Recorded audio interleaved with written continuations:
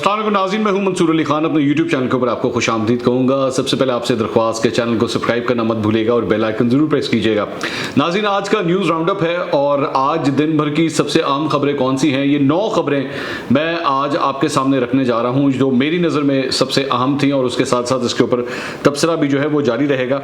हमारा मकसद ये न्यूज़ राउंडअप देने का आपको यही है कि आपको बिला वजह ना अखबार पढ़ने की ज़रूरत पड़े, ना आपको हेडलाइंस देखने की ज़रूरत पड़े, क्योंकि जल्दी से क्विकली हम आपको चंद सेकंड्स के अंदर ही जो है वो पूरे दिन का अहवाल हम आपको बता सकें।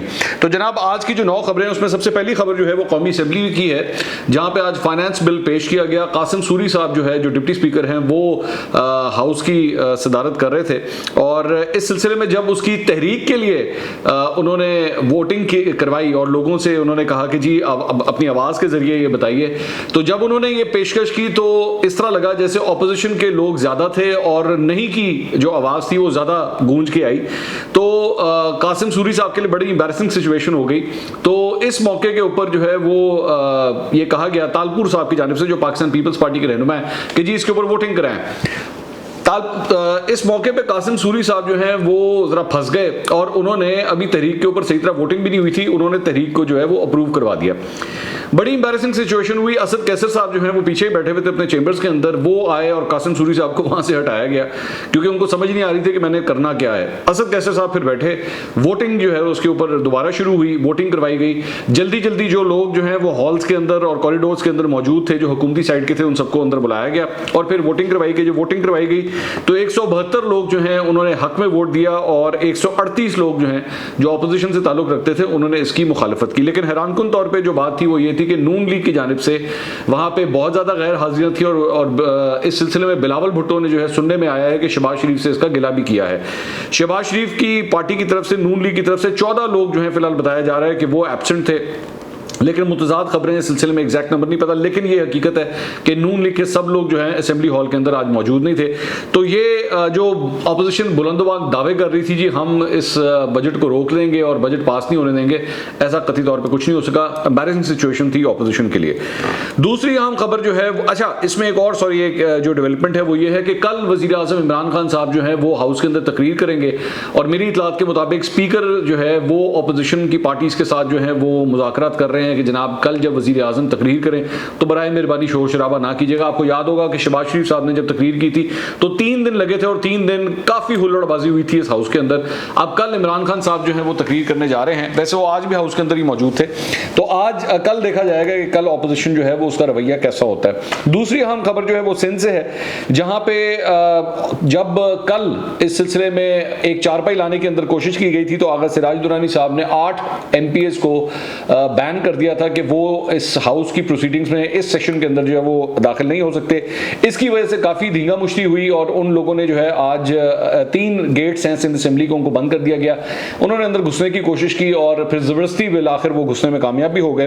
फिरदौस शमीम नकवी साहब जो साबिक अपोजिशन लीडर हैं, आज उन्होंने इस्तीफे का ऐलान किया। उन्होंने कहा जी मुझे काम नहीं करने दिया जाता तो मैं अपने उहदे से जो है वो इस्तीफा देता हूँ, अपनी सीट से मैं इस्तीफा देना चाह रहा हूँ। अलबत्ता उन्होंने अभी तहरीरी तौर पर अपना इस्तीफा जमा नहीं करवाया। ये कहा जा रहा है कि कल वो अपना इस्तीफा जो है वो जमा करवा देंगे।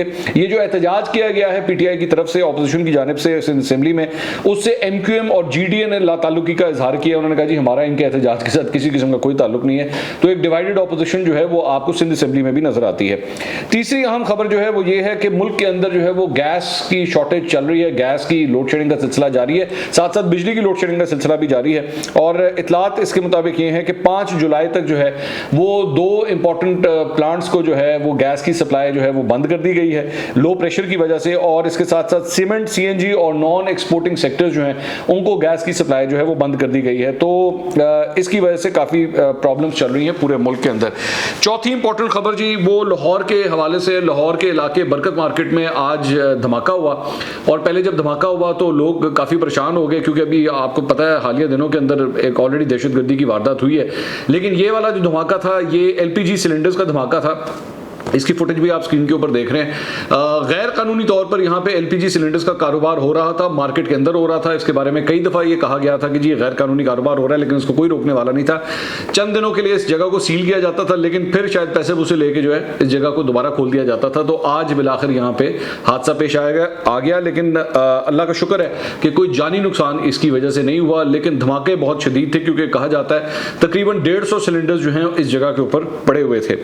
इसके अलावा एक और इंपॉर्टेंट डेवलपमेंट है कि वर्ल्ड बैंक ने जो है वो पाकिस्तान के लिए $800 मिलियन का लोन जो है वो मजीद लोन अप्रूव कर दिया है, और ये लोन जो है वो सेहत और तालीम के शोबों के लिए लगाने के लिए जो है वो अप्रूव किया गया है। तो पाकिस्तान के ऊपर कर्जों का बोझ जो है वो मजीद बढ़ता जा रहा है, और ये हुकूमत जो दावे करती थी जी हम लोन नहीं लेंगे, लोन लेने का सिलसिला बड़े तगड़े तरीके से जारी है, और एक और लोन जो है वो अप्रूव हो गया है। अच्छा, उसके बाद एक और डेवलपमेंट आई है जी पंजाब से। भट्टा मजदूर जो उनके बच्चे हैं, 90,000 बच्चों के लिए जो है वजीफा मुकर्रर किया गया था पिछले दौरे हुकूमत में। 1,000 रुपए फी बच्चा जो है ये वजीफा दिया जाता था, और 2,000 रुपया बच्चों के जो वालिदैन हैं, जो भट्टा मजदूर हैं, उनको दिया जाता था कि अगर वो अपने बच्चों को स्कूल में एडमिट करवाते हैं। वो वजीफा जो है वो पंजाब हुकूमत ने बंद कर दिया है। अब किसी किस्म के कोई वजीफे नहीं दिए जाएंगे। 90,000 बच्चे हैं जिनके बारे में बताया जा रहा है कि वो इससे मुतासिर होंगे। तो तालीम के हवाले से ये पंजाब हुकूमत कितनी सीरियस है, इससे आप अंदाजा लगा सकते हैं।